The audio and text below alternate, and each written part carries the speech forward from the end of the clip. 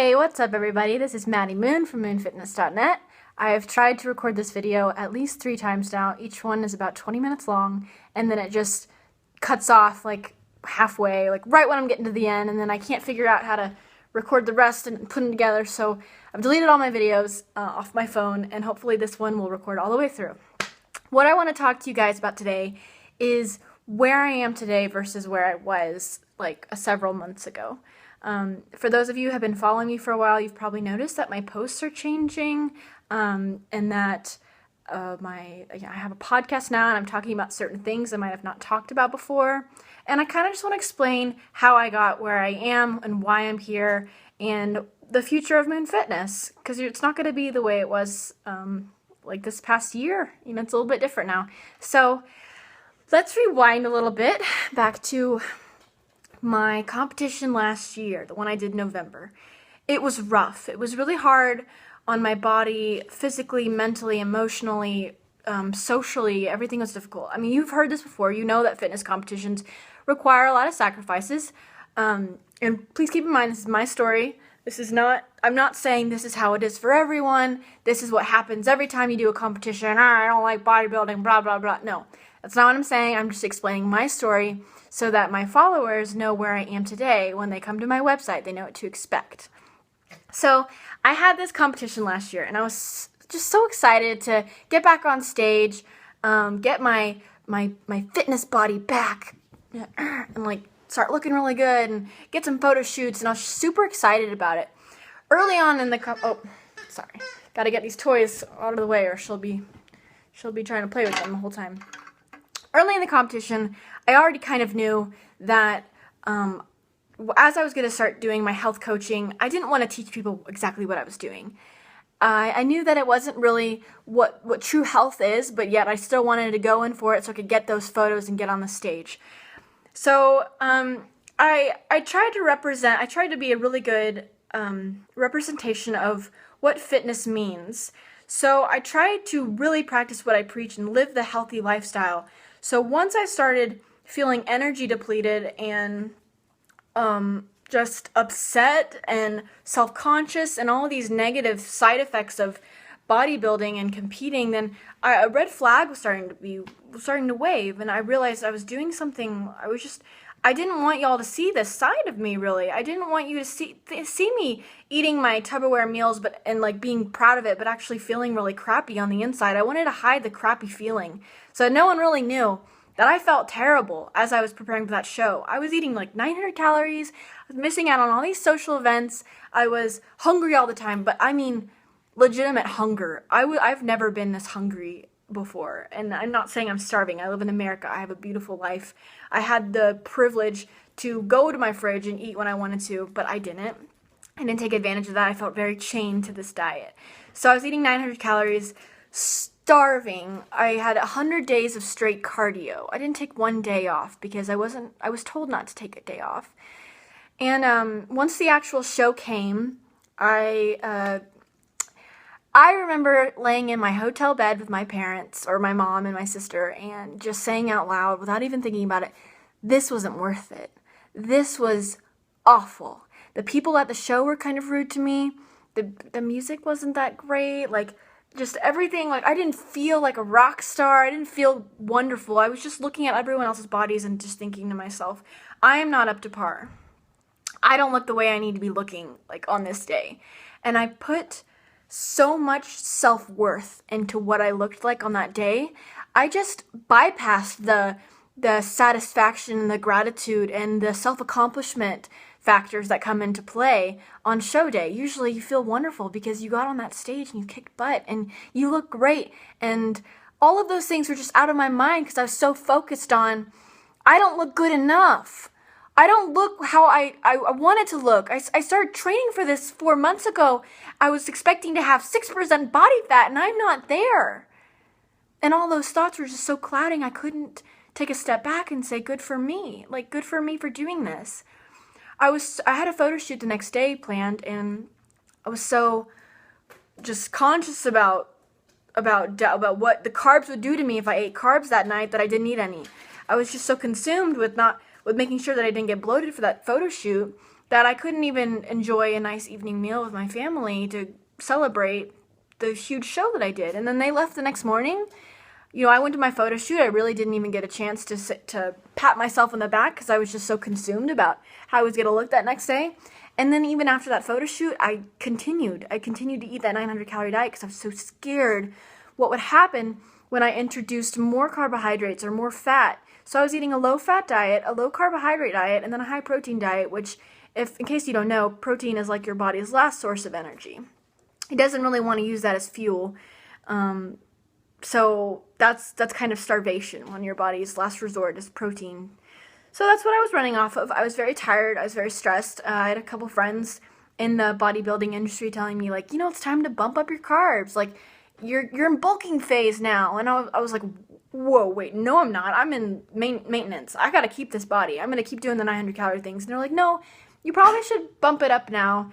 So I eventually did. It was because I came to terms myself that my mental health was going down the drain. I was feeling tired. I couldn't think clearly the way I need to think. My posts were filled with be healthy. On my blog, it's like, be healthy, feed yourself, feel good, love your body. But yet I'm so struggling with this myself. And that's what I hear. I want to talk to you about this today because I want you to know that you are not alone if this is how you feel. For those of you who eat healthy and compete, good for you. You found a way to eat healthy and compete. What are you doing? Sorry, my dog's eating some food over there. But that wasn't me. I couldn't find that way I couldn't find out how to eat healthy, eat 2,000 calories and still compete and lose body fat. Maybe that's not how my body works. Maybe I have to go the extra mile to lean out. Maybe I have to do more cardio than most people. Or maybe I just haven't found that way. I don't know if I really want to. I kind of think that our bodies as women are not necessarily meant to be that lean. But that's I don't want to get a whole bunch of comments saying, yes, you can get that lean, because I know you can. And I haven't found the way to do it the most healthiest way. In my past, I've done it the 900-calorie way and the 2 hours of cardio way. So I kind of had a little breakdown. Hold on one second. Come here. I don't want her eating while I'm trying to film this because it's distracting. So I kind of had a little breakdown where I was just like, I don't want to be living this way anymore. I want to fuel my body. I want to really practice what I preach, that health is number one.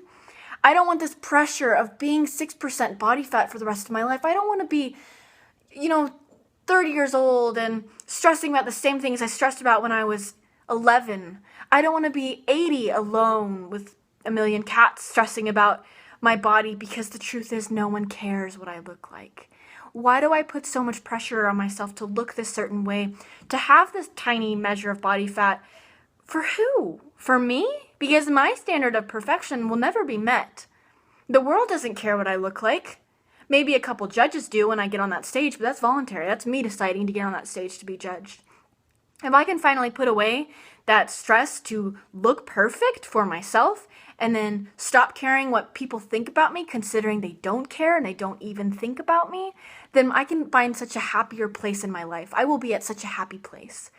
So what did I do? I decided to put away the competition suit, to put away the scale, the measuring cups, to get off of Instagram and social media where I can stare at other people's bodies all day long. I went the extra mile and I moved. I got a dog. I live in Colorado now. In case y'all don't know, I live in Boulder. I was in Austin, Texas. It's been really good for me. It's been really good for me. I unplugged. I got solitude. I focused on myself, and I feel so much better on the inside and on the outside. I have more body fat now than I did, but I'm also stronger. I feel better about myself. I'm oblivious to what people think about me. I really don't even care. And I'm not saying that I'm 100% there yet. Sorry, I messed up my hair. I'm not saying I'm 100% there yet. I'm not to where I don't even think about my body. I am not there whatsoever, but I am getting closer. I don't care. I don't put my self-worth into how much body fat I have, how good I look in a swimsuit. I don't care anymore. I don't care as much, at least. So where I am today versus where I was 7 months ago is completely different. I I want to teach people how to love themselves unconditionally, no matter what you look like, no matter if you have a competition ahead. And if you are one of those people out there who compete and weigh your food and hate it and don't enjoy every part of the process, then stop. Stop doing it. Take a break. Take a step back. Think about why you're doing that. What's the end goal? Where are you trying to get to? Are you trying to love yourself more? Because you think that once you look the way you want to look, that's when you'll love yourself more? Are you doing it for your mate? Because I highly doubt your mate cares. Really. Maybe, I don't know what it is, why we do this to ourselves, but we should stop. And I want to be part of that movement. I don't want to be part of the movement that says you need to lose weight. I want to be part of the movement saying do what makes you happy. If competing does not make you happy, stop competing. If it does make you happy, keep doing it. But if it doesn't make you the best you can possibly be, then get out of that. And come on over to my blog, because I'm going to try to tell you how to do that. So that's what you can expect from Moon Fitness now. I'm not going to be doing a whole bunch of competition posts. My podcast, Mind Body Musings, is going to be about the relationship between the body and the mind. Some episodes will be just about the body, a lot of them, and some will be just about the mind. How you can find that satisfaction. Which also leads me to my next thing, which I've just created this e-course that you can get online on my website, moonfitness.net. It's called Mind Body Satisfaction, Sacrifice Free. So if you want to learn how to have a wonderful mind-body relationship without making those sacrifices that so many people are telling you need to make, like dieting and competing and overtraining and undersleeping and just living in stress. If you want to learn how to get out of that, sign up for this e-course. It's completely free. It's a lot of things that have been on my heart and on my mind lately that I want to share with you intimately. So go over to my website if you want to look into that. Thank you so much for watching this video, and I hope you all have a wonderful day.